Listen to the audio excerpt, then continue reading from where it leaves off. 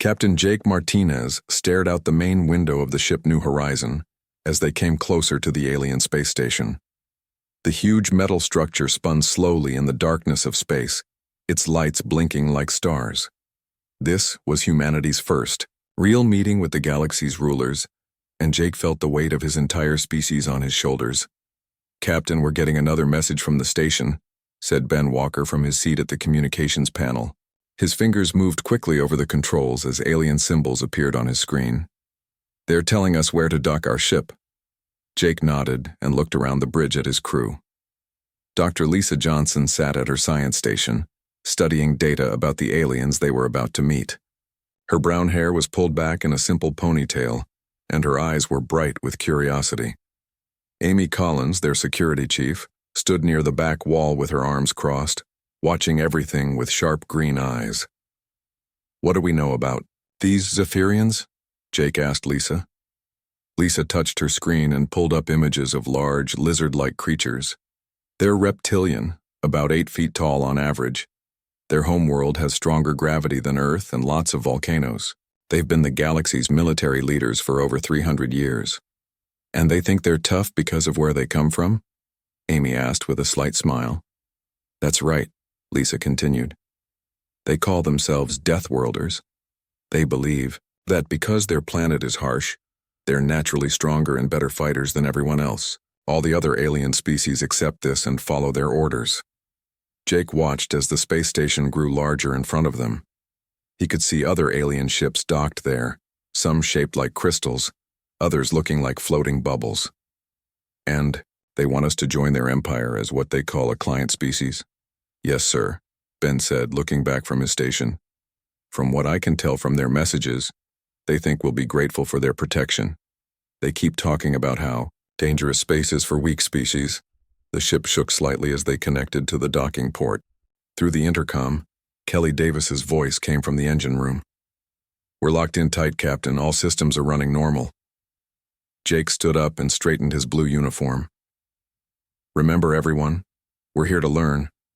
Don't make any promises, and don't show them everything we can do. We need to understand what we're dealing with first." The airlock door opened with a soft hiss, and the first alien stepped through. Jake had seen pictures, but meeting a Zephyrian in person was different. The creature was massive, covered in dark green scales that looked like armor. Its yellow eyes were cold and calculating, and when it spoke, its voice was deep and harsh. "I am Sub-Commander Riltek of the Zephyrian Hegemony," the alien said in heavily accented English. "You are the representatives of the species called humans?" "That's right," Jake replied, stepping forward. "I'm Captain Jake Martinez. Welcome aboard our ship." Riltek looked around the bridge with what seemed like disappointment. "Your vessel is smaller than expected. And your crew," he paused, studying Amy Collins. "They look very fragile." Amy's jaw tightened, but she said nothing. Jake noticed how the alien had to duck slightly to avoid hitting his head on parts of their ship that were built for human height. "We'd like to learn more about your civilization," Jake said politely. "This is our first time meeting other intelligent species." "Of course it is," Riltek said, with what might have been amusement. "Most soft-world species never leave their home systems. It is too dangerous for them. Tell me, human Jake Martinez, what is your world like?" Lisa stepped forward. "Earth is mostly covered with water. We have forests, mountains, and deserts. The gravity is comfortable, and the temperature is usually pleasant." Riltek nodded as if this confirmed something he already knew. "A garden world. No wonder your people look so weak. You have never faced real danger." "What makes your world so dangerous?" Lisa asked, genuinely curious. The alien puffed up with pride. "Scarthel has gravity that would crush most species. Our volcanoes erupt constantly, filling the air with poisonous gas. The temperature changes from freezing to burning every day. Radiation from our red sun kills weaker creatures in minutes. Only the strongest survive to adulthood." "That does sound challenging," Jake said carefully. "It made us what we are," Riltek continued. "The natural rulers of the galaxy. We protect weaker species like yours because it is our duty. In return, you provide us with resources and follow our guidance." Ben looked up from his station. What if a species doesn't want protection? Realtek's eyes narrowed. That would be foolish. The galaxy is full of dangers that soft-world species cannot handle. Pirates, hostile environments, diseases that could wipe out entire populations. Only Deathworlders like us have the strength to face such threats. Amy finally spoke. And you're the only Deathworlders in the galaxy? The only ones that matter, Realtek said with certainty. There may be other harsh worlds, but none have produced warriors like us. Our combat trials prove this. No species has ever defeated a Zephyrian in single combat. Jake noticed how his crew exchanged glances at this statement. Nicole Turner, their pilot, looked like she was trying not to laugh. We appreciate your offer of protection, Jake said diplomatically. But we'll need time to discuss this with our government back on Earth. Of course, Realtek agreed. But do not take too long. There are hostile forces in this region of space. Just last month, a trading ship from the Crystal Worlds was attacked by raiders. If Zephyrian patrol ships had not been nearby, everyone would have died. How terrible, Lisa said. What happened to the raiders? They escaped when they saw our ships approaching, Realtek admitted. Even the most vicious pirates know better than to fight Zephyrians directly. The alien looked around the bridge one more time. Your technology is adequate for a soft-world species. With proper guidance from our engineers, you might even improve it. War Commander Thektar wishes to meet with you personally tomorrow. He will explain the benefits of joining our hegemony.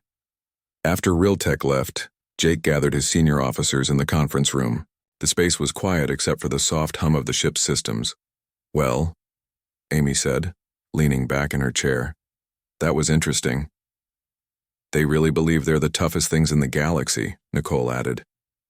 Did you hear him talking about their combat trials? Lisa was looking at her tablet, scrolling through data. I've been analyzing the information they shared about their home world. It's harsh, but honestly, Earth has been through worse. Much worse. What do you mean? Jake asked. Ice ages, asteroid impacts, supervolcanic eruptions, mass extinctions.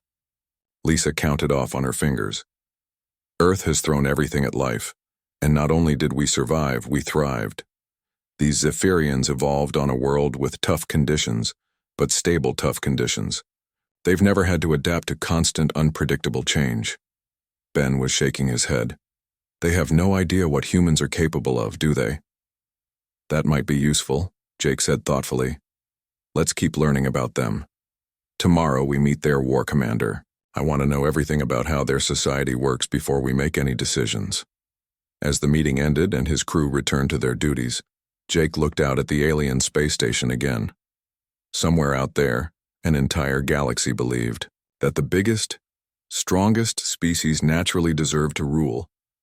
They were about to learn that the most dangerous predators don't always look the part. The transport ship that took them to the Zephyrian homeworld was built for creatures much larger than humans. Jake Martinez had to use a stepladder to reach his seat, and the safety straps were too big for his body. Dr. Lisa Johnson sat across from him, looking tiny in the massive chair designed for 8-foot-tall aliens. This is like being a child in adult furniture, Amy Collins muttered as she tried to adjust her restraints. Through the small window, Jake could see Scarthel growing larger as they approached. The planet looked angry, with red and orange colors, swirling across its surface.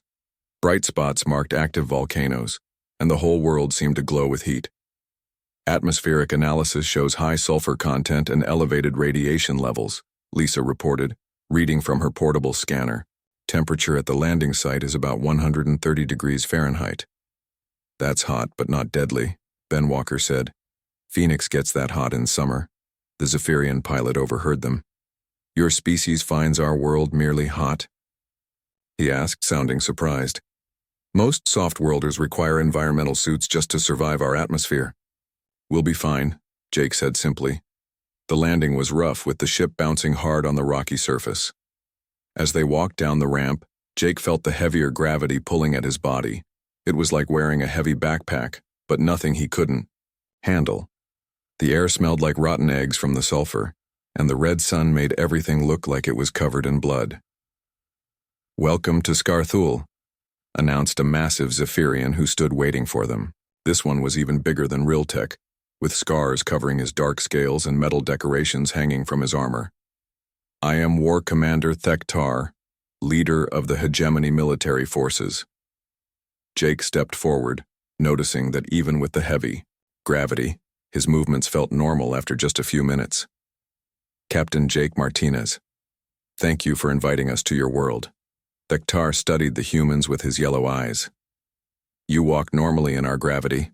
Interesting. Most species struggle greatly when they first arrive here." "We adapt quickly," Amy said with a slight smile. The war commander led them toward a huge building made of black stone. Along the way, they passed groups of other aliens. Jake saw the crystal-like Vorthak moving slowly and carefully in the heavy gravity. The plant-like Sylvani were carried on floating platforms, unable to walk on their own. Even the gaseous Nexari were contained in special tanks to protect them from the harsh environment. "You see how other species require assistance on our world," Thektar said proudly.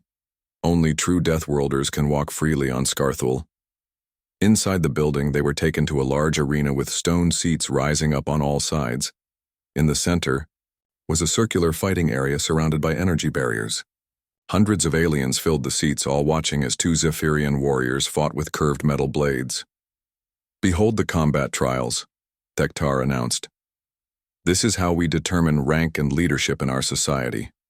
Only the strongest may rule." Jake watched the fight carefully. The two Zephyrians were skilled, but their movements followed clear patterns. They used formal techniques, attacking and defending in ways that seemed almost like a dance. When one fighter made a mistake, the other took advantage using a standard counterattack that Jake recognized from watching just 5 minutes of their fighting style. "Impressive," Lisa said diplomatically. "No Zephyrian has ever been defeated in single combat by another species," Thektar boasted. "We have challenged the best warriors from every world in the hegemony. All have fallen before our superior training and natural strength." Amy leaned forward in her seat, studying the fighters with professional interest. "What weapons do they use?" "Traditional blades forged from our world's volcanic metal," Thektar explained. "Combat must be honorable, using only approved weapons and techniques passed down through generations." "Honorable," Amy repeated thoughtfully. The fight ended when one warrior managed to knock the other's weapon away. Instead of pressing his advantage, the winner waited for his opponent to retrieve the blade before continuing. Jake noticed several moments when the fight could have ended quickly if either warrior had been willing to break from their formal patterns. After the demonstration, Thektar took them to a meeting room where other alien representatives waited. The Vorthak delegate was a tall crystal creature that sparkled in the light. The Sylvani representative looked like a walking tree with flowers for a head. The Nexari floated in a containment suit filled with purple gas. "These are the leaders of our client species," Thektar said. "They will tell you how beneficial it is to be under Zephyrian protection." The crystal being spoke first, its voice sounding like wind chimes. "The Vorthak people are grateful for Zephyrian guidance. Without their strength, we would be helpless against the dangers of space." "What dangers specifically?" Jake asked. The Vorthak seemed confused by the question. "All of them. Pirates, radiation, hostile environments. We are a peaceful people, not suited for violence or hardship." "The Sylvani agree," said the plant creature in a voice like rustling leaves. "Our world is a paradise of gentle rains and warm sunshine.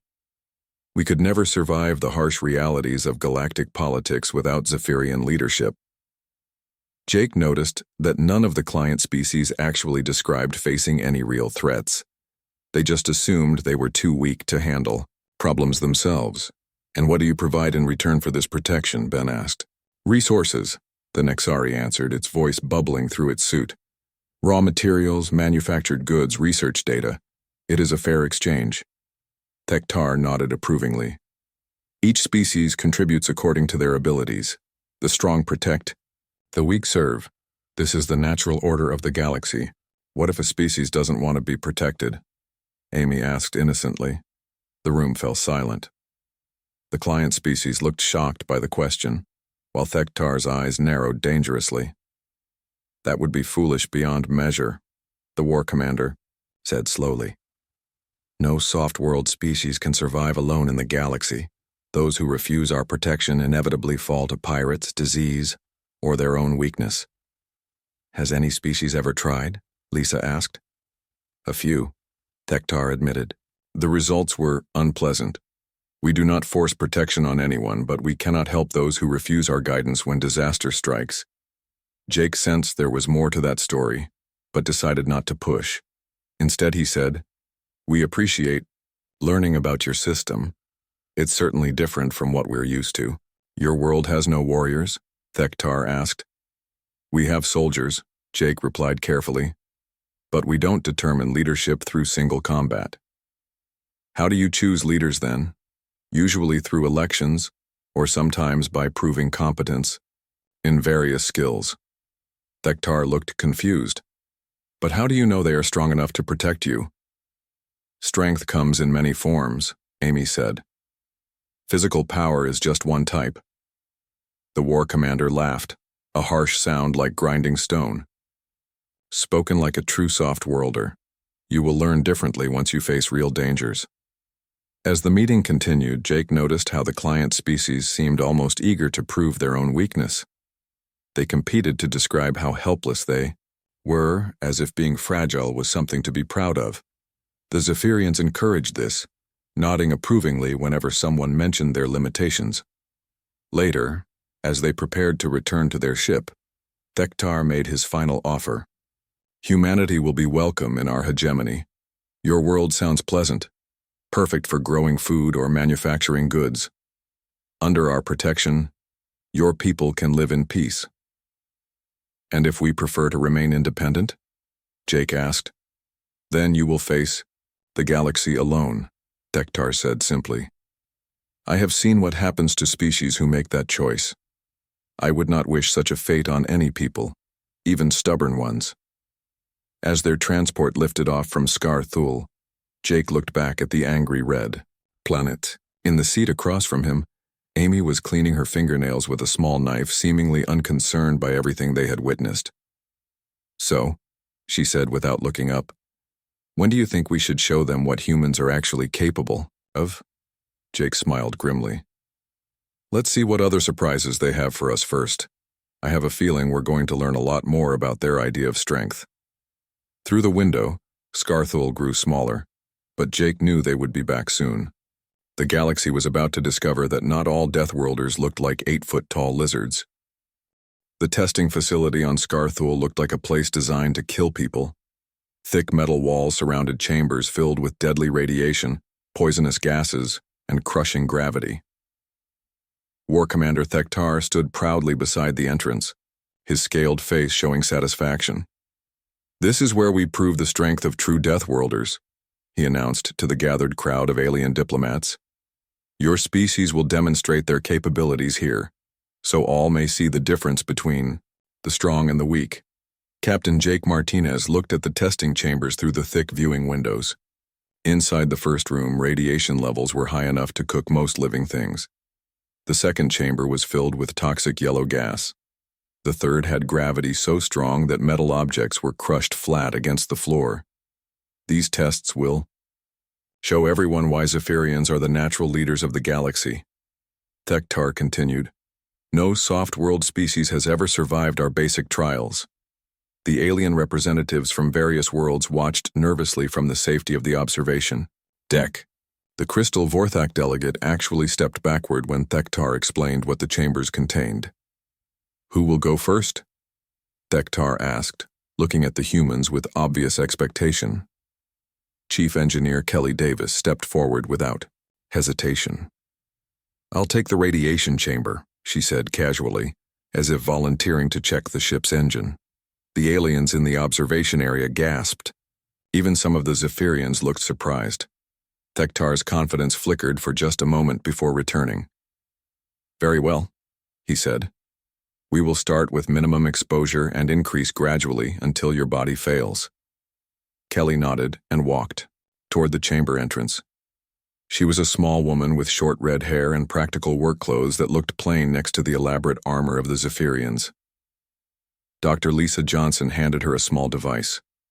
"Just a standard radiation monitor," Lisa explained to the watching aliens, "so we can keep track of exposure levels." Kelly entered the first chamber and the heavy door sealed behind her. Through the viewing window, everyone could see her walking around the room, examining the walls and testing equipment. The radiation counter on the outside display showed levels that should have made her sick within minutes. "Increase to level 2, Thektar ordered after 10 minutes. The radiation levels doubled.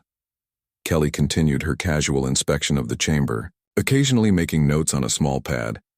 She looked completely comfortable, like someone taking a walk in a park. "Level 3, Thektar said, his voice showing the first hint of uncertainty. The radiation increased again. This level would kill most alien species in less than an hour. Kelly sat down on a metal bench and pulled out a sandwich, eating it while she waited for the test to continue. "How is this possible?" whispered the Sylvani representative, its flower head, turning toward Dr. Johnson.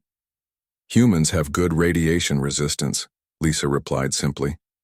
"We evolved on a planet with a thin ozone layer and frequent solar flares. Our cells repair radiation damage very efficiently." Thektar was staring at the display in disbelief. "Level 4, he commanded. Kelly finished her sandwich and stood up, stretching like she was tired of sitting. The radiation levels were now high enough to kill a Zephyrian in 30 minutes, but she seemed completely unaffected. "Level 5, Thektar said weakly. "Commander," one of his subordinates said quietly. "Level 5 is above our own survival threshold." "I know what level 5 is," Thektar snapped, but he looked worried. Inside the chamber, Kelly was now doing jumping jacks to pass the time. The radiation monitor she carried showed dangerous levels, but her behavior suggested she was more bored than threatened.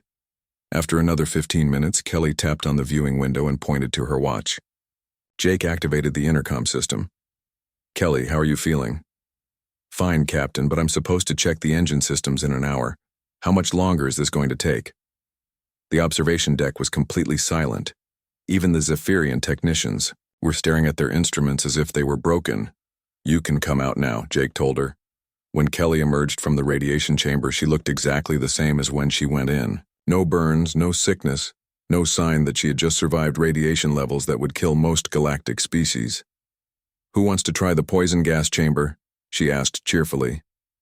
Marine Sergeant Chris Powell stepped forward. "I'll take that one." Chris was a big man with dark skin and calm eyes. He entered the gas chamber like he was walking into his own living room. The yellow toxic gas that filled the room was thick enough that they could barely see him through the viewing window. "This gas dissolves lung tissue in most species," Thektar explained, though his voice lacked its earlier confidence. "Zephyrians can survive for 20 minutes with proper breathing techniques." Chris stayed in the chamber for over an hour. When he finally came out, he was coughing slightly, but otherwise fine. "Sorry about that," he said to the shocked aliens. "Reminds me of the chemical warfare training we did back on Earth. Not pleasant, but manageable." "Chemical warfare training?" the Vorthak delegate asked in horror. "Sure," Chris replied. "All soldiers learn how to fight in contaminated environments. You never know what enemies might use against you." The concept of training to fight in poisonous environments seemed to terrify the client species. They huddled together, whispering among themselves. For the gravity test, pilot Nicole Turner volunteered. The crushing gravity that flattened metal objects barely slowed her down. She spent 2 hours in the chamber, doing exercises and demonstrating that humans could not only survive but remain active under conditions that would crush most aliens. "Your species is more resilient than expected," Thektar admitted grudgingly, when the tests were over. "These are just basic environmental challenges for us," Dr. Johnson said, looking at her tablet. "Would you like to hear about some of the conditions humans deal with regularly on Earth?" The alien delegates leaned forward, curious despite their growing unease. "Our planet goes through ice ages every few thousand years," Lisa began. "The temperature drops so low that most of the surface becomes uninhabitable. Humans not only survived these periods, we spread across the entire planet during them." "Impossible," whispered the Sylvani. No species could survive planetary freezing. We also have regular supervolcanic eruptions, Lisa continued. The last big one nearly wiped out all life on Earth, but humans survived and rebuilt civilization. Thektar was looking more uncomfortable with each revelation. Your world has volcanoes more powerful than ours? Much more powerful. The Yellowstone supervolcano could destroy an area the size of several star systems if it erupted in space. On Earth, it just caused a nuclear winter that lasted for years. Nuclear winter? The Nexari asked through its translation device. When the atmosphere fills with ash and dust, blocking sunlight and dropping temperatures below freezing across the entire planet, Lisa explained. Humans survive that by developing better tools, sharing resources, and adapting to harsh conditions. The observation deck was now completely quiet except for the sound of aliens breathing heavily. Then there are the asteroid impacts, Lisa said casually. Earth gets hit by large space rocks regularly. The impact that killed the dinosaurs was just the biggest recent one. Humans have had to survive smaller impacts throughout our history. Your species has survived multiple extinction events? Thektar asked in disbelief. 5 major ones that we know of, Lisa confirmed. Plus, countless smaller disasters like plagues, famines, and wars. Earth is basically a planet that keeps trying to kill everything on it. So life there gets very good at surviving. Captain Martinez stepped forward. The thing is, we don't consider ourselves particularly tough. These are just normal conditions for life on Earth. Every species there has to deal with the same challenges. Every species? The Vorthak delegate asked weakly. Sure. Our house cats are descended from predators that survived ice ages. Our pet dogs evolved from pack hunters that could run for days without stopping. Even our plants have to survive freezing winters, burning summers, and toxic soil. Amy Collins smiled at the alien representatives. We actually consider Earth a pretty nice place to live. Good weather most of the time, plenty of food and water, beautiful scenery. It's paradise compared to some places humans have lived. Some places? Thektar asked, though he looked like he didn't really want to know the answer. Antarctica, the Sahara Desert, the bottom of the ocean, the top of mountains where there's barely any oxygen, Amy listed. Humans live everywhere on Earth, not just the comfortable parts. The war commander stared at the humans for a long moment. Around him, his subordinates were checking and rechecking the test results, as if hoping they had made some mistake. Perhaps, Thektar said slowly. We should discuss the combat trials now. Jake Martinez nodded. We'd be happy to participate. When would you like to schedule them? As they left the testing facility, the client species were unusually quiet. The Zephyrians walked ahead, talking among themselves in their harsh language. Behind them, the humans chatted casually about dinner plans and routine ship maintenance. None of the aliens noticed that the humans weren't even slightly tired after their tests. The combat arena was packed with thousands of aliens from across the galaxy. Word had spread about the humans who survived the environmental tests, and everyone wanted to see what would happen when they faced a Zephyrian warrior in single combat. Lieutenant Ryan Brooks stood in the center of the fighting circle, looking small compared to his opponent. Vascamol was the biggest Zephyrian anyone had ever seen, nearly 9 feet tall and covered in thick black scales that looked like natural armor. Ceremonial scars covered his arms and chest, each one marking a victory in previous combat trials. This human is brave but foolish, War Commander Thektar announced to the crowd. Vascamol has never been defeated. He has crushed warriors from 17 different worlds. Ryan looked completely relaxed as he examined the traditional Zephyrian weapons, laid out for him to choose from. Curved swords, battle axes, and spiked clubs were all available, each one forged from volcanic metal and decorated with ancient symbols. Are these the only weapons allowed? Ryan asked. Combat must be honorable, Thektar replied. Only traditional weapons may be used and only approved fighting techniques. Ryan picked up one of the curved swords and tested its weight. What about improvised weapons? Improvised weapons are not honorable, Vascamol rumbled in a voice like grinding rocks. A true warrior relies on skill and strength, not tricks. I see, Ryan said, setting the sword back down. And the rules are? Fight until one warrior yields, or cannot continue, Thektar explained. Killing is permitted but not required. Victory brings honor, defeat brings shame. In the observation area, Captain Jake Martinez sat with the alien diplomats and Zephyrian officials. The client species looked nervous, while the Zephyrians appeared confident. Dr. Lisa Johnson had her tablet out, recording everything for later analysis. Your warrior seems very calm, noted the Vorthak delegate, its crystal body reflecting the arena lights. Ryan has experience with combat, Jake replied simply. Against other humans? Asked the Silvani representative. Among other things, Amy Collins said with a slight smile.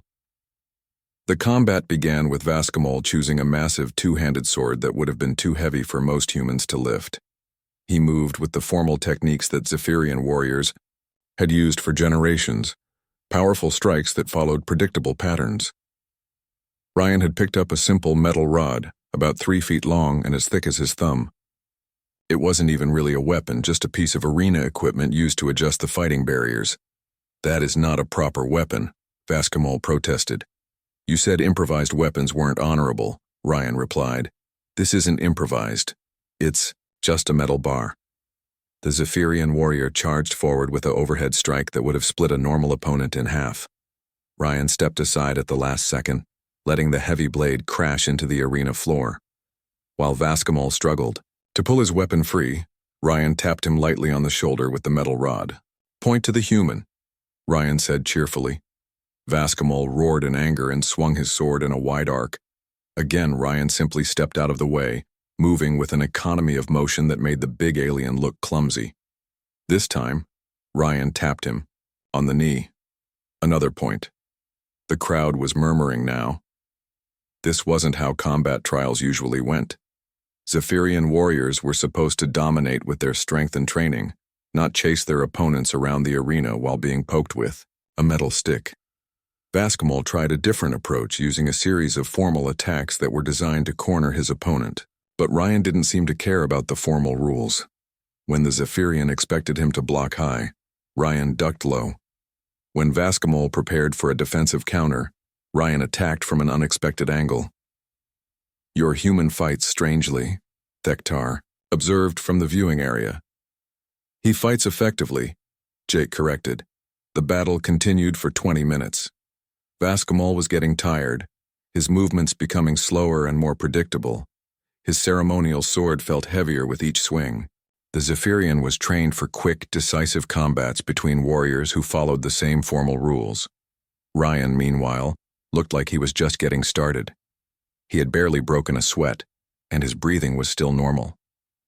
Every few minutes, he would tap Vascomol with the metal rod and announce another point, treating the deadly combat trial like a training exercise.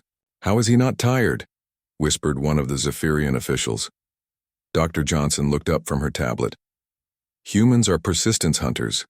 We evolved to chase prey for hours or even days until it collapsed from exhaustion. This is actually a fairly short workout for Ryan. Chase prey for days? The Nexari delegate asked in horror. Sure, Lisa replied. Before we developed advanced weapons, humans would literally run animals to death. We're not the fastest species, but we can keep going, longer than almost anything else. In the arena, Vascomol was now struggling to lift his sword. The Zephyrian warrior who had never been defeated was gasping for air, his scales wet with sweat. Ryan, still looking fresh, stopped his constant movement and faced his opponent directly. You're tired, Ryan observed. Want to yield? Never, Vascomol growled, raising his weapon for another attack. This time, Ryan didn't dodge. Instead, he stepped forward and caught the descending blade with his metal rod, using leverage to redirect the strike. The ceremonial sword, stressed beyond its limits by the prolonged combat, snapped in half. The arena fell completely silent. Vascomol stared at the broken weapon in his hands. In Zephyrian culture, breaking an opponent's ceremonial sword was the ultimate symbol of defeat. It had never happened before in recorded history. I yield, Vascomol said quietly, dropping the broken blade. The crowd erupted in confusion. Aliens were talking, shouting, and arguing in dozens of different languages. Many of the client species looked excited, while the Zephyrians appeared stunned. Ryan walked over to his defeated opponent and offered his hand. "Good fight. You're really strong." Bascomol looked at the offered hand for a moment before accepting it. "How?" he asked simply. "Training," Ryan replied. "And experience. I've fought in 7 different wars and about 30 smaller conflicts. You learn to adapt when your life depends on it." 7 wars? Bascomol repeated in disbelief. "Humans fight. A lot," Ryan admitted. "Not because we want to, but because we have to.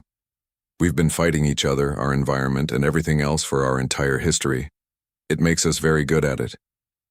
Captain Martinez stood up in the observation area and activated the arena's communication system.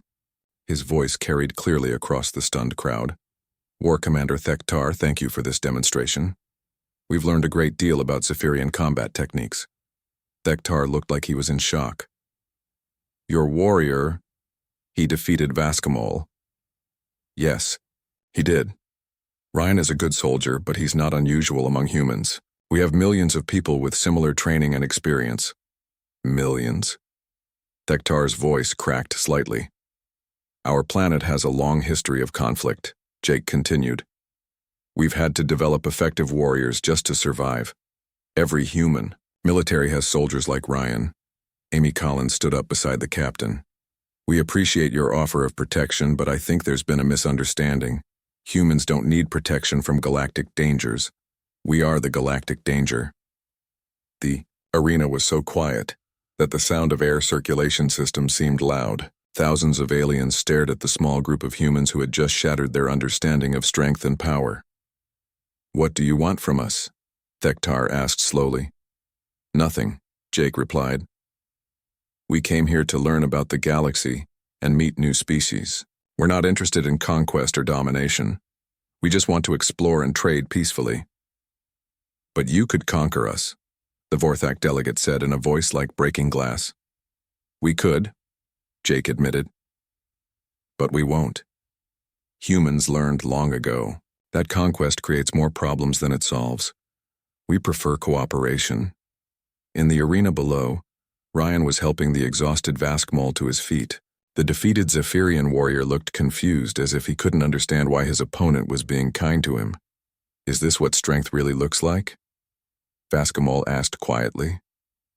"Part of it," Ryan replied. "Real strength isn't about being the biggest or the loudest. It's about surviving whatever the universe throws at you and still being able to help others when they need it." As the crowd slowly dispersed, the alien delegates gathered around the human representatives. For the first time since the hegemony was formed, the client species were asking questions instead of simply accepting orders. The galaxy was about to change in ways that no one could have predicted. 3 months after the combat trial, the galaxy looked very different. Captain Jake Martinez stood on the bridge of the New Horizon, watching ships from dozens of worlds arriving at the neutral space station that had become the new center of galactic government. "Another delegation requesting to meet with us," Ben Walker reported from his communication station. "This time it's the Corvin Empire. They want to discuss trade agreements." "How many does that make this week?" Jake asked. 17, Amy Collins replied, looking up from her security reports. "Everyone wants to talk to the humans now." Through the main window, Jake could see the massive construction project taking shape around the old Zephyrian station. Ships from every known species were working together to build something that had never existed before. A truly democratic galactic council, where strength was measured by contribution rather than intimidation. Dr. Lisa Johnson entered the bridge carrying her latest xenobiology report. "I just finished analyzing the data from the Outer Rim surveys. We found 12 species that were hiding their true capabilities to avoid Zephyrian attention." "Hiding how?" Jake asked. "The Mindak have been pretending to be simple farmers while secretly developing advanced energy weapons. The Zelon claimed their world was a peaceful paradise, but it's actually a death trap with sentient plants that eat metal.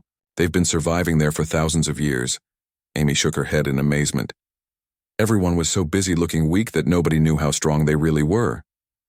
Except the Zephyrians, Ben pointed out, and they believed their own propaganda. The communication system chimed with an incoming message.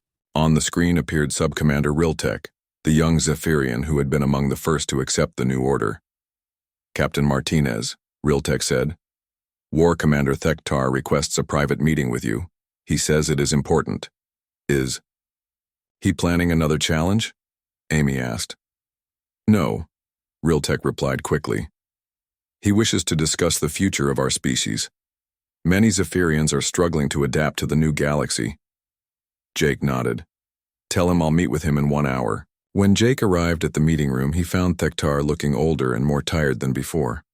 The proud war commander who had once ruled through fear and intimidation now seemed uncertain and confused. Captain Martinez, Thektar said, standing, as Jake entered. Thank you for agreeing to see me. What can I do for you? Jake asked, taking a seat across from the large alien.